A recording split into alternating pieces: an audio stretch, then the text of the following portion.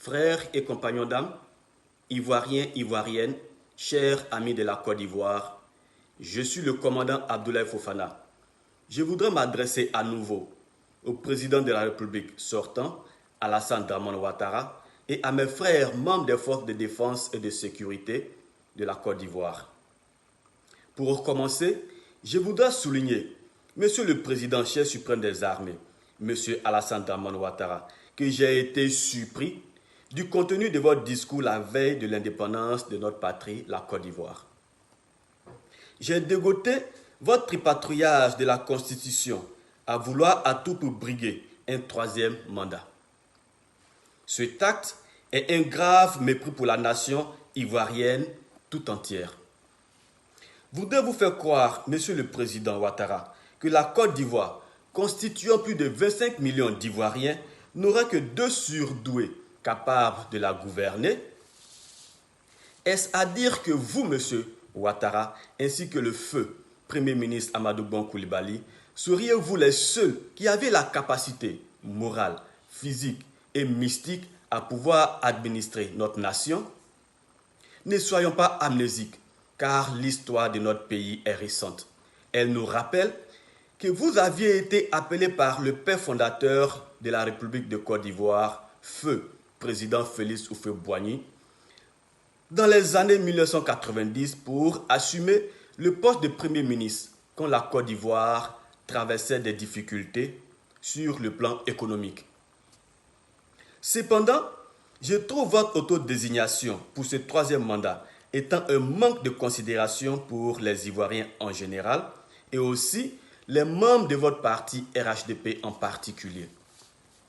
Par cet acte, vous démontrez aux autres membres de votre parti qu'ils n'ont ni la capacité physique, morale et intellectuelle à pouvoir représenter dignement le parti, d'où une probable succession au pouvoir.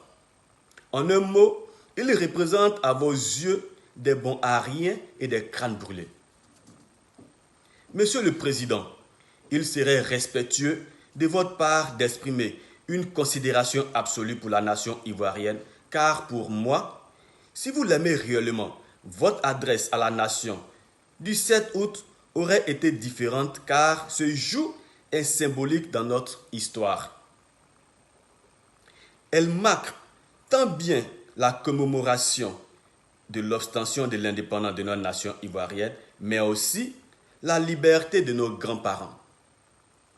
Par conséquent, cette date n'était en aucun cas le moment approprié de nous parler de votre parti RHDP, qui est à vrai dire le dernier souci de la majorité des Ivoiriens en ce moment.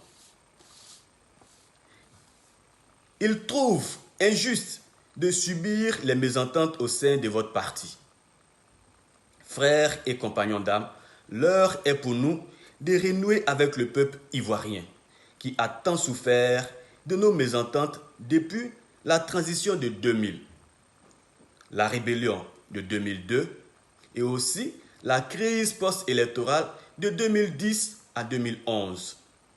Frères et dames, notre mission, c'est la protection des personnes, des biens et du territoire de la République de Côte d'Ivoire.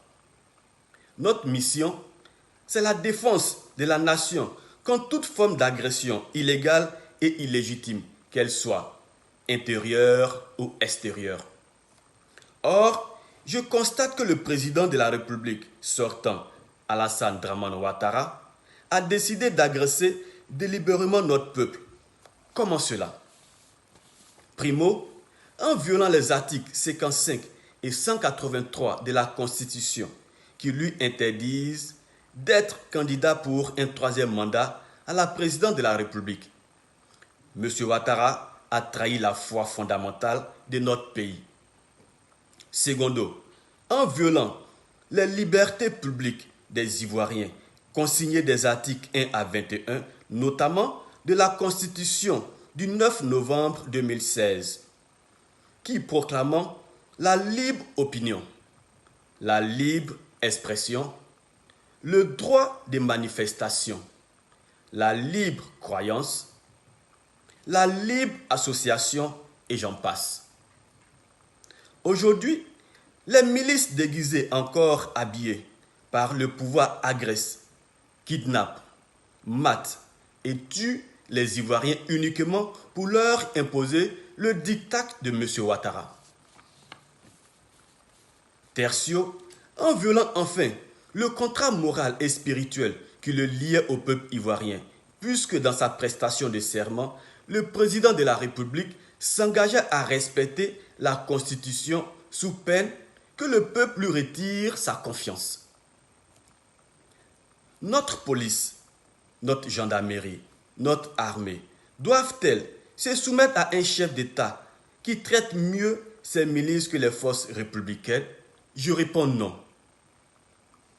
Nos forces de défense et de sécurité doivent-elles réprimer les Ivoiriens et les Ivoiriennes qui demandent simplement le respect de la Constitution par toutes les personnes physiques et morales dans notre pays?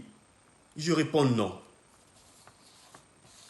Pour ces trois fautes graves, le président sortant de la République, Alassane Dramane Ouattara, a perdu la confiance du peuple ivoirien. Il a rompu le pacte d'obligation réciproque qui liait toutes les forces vives de la Côte d'Ivoire envers sa personne. Cependant, j'exhorte tous les corps habillés, du nord au sud, de l'ouest à l'est, en passant par le centre, de se contenter de protéger les biens et les personnes contre toute forme de violence, mais d'encadrer les citoyens manifestant pacifiquement partout où ils s'exprimeront, avec professionnalisme, dignité, respect et bonne compréhension. Car la cause noble pour laquelle se battent les Ivoiriens en colère contre le régime Ouattara, c'est la cause de notre peuple, de chacun et de chacune d'entre nous. La cause de nos enfants et de nos petits-enfants. La cause de nos ancêtres qui se battirent pour leur indépendance. Frères et compagnons d'âme, protégeons les Ivoiriens. Empêchons les miliciens du régime Ouattara à tabasser, kidnapper, mater et tuer les manifestants qui revendiquent simplement le respect de la loi. Faisons respecter la loi par les miliciens de Ouattara et mettons-les hors d'état de nuit partout où ils s'attaqueront aux populations dans tout le territoire de la République. D'ores et déjà, moi, commandant Fofana, je vous demande, partout sur le territoire, de prendre vos responsabilités pour que le sang innocent des Ivoiriens ne coule pas. Je vous demande d'encadrer et de protéger le mouvement contestataire légitime de notre peuple jusqu'à ce que M. Ouattara et son régime soient contraints et obligés au respect de la Constitution, toute la Constitution.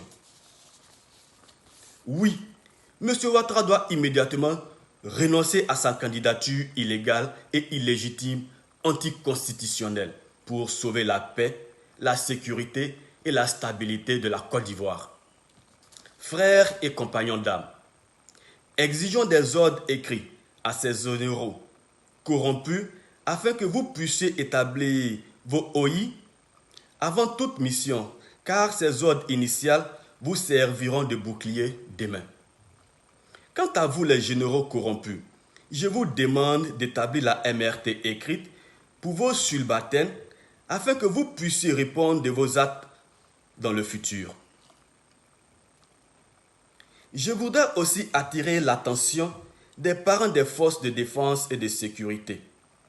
Je vous remercie infiniment et vous incite à toujours conseiller vos enfants afin qu'ils évitent de brutaliser ou même vandaliser la population civile.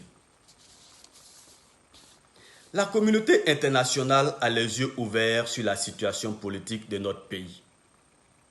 Par conséquent, toute agression ou torture commise par tout soldat finira devant la justice nationale, populaire ou internationale.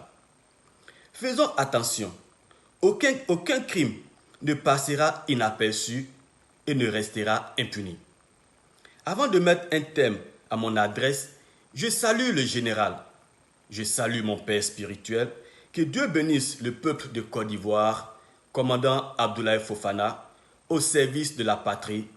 Je vous remercie.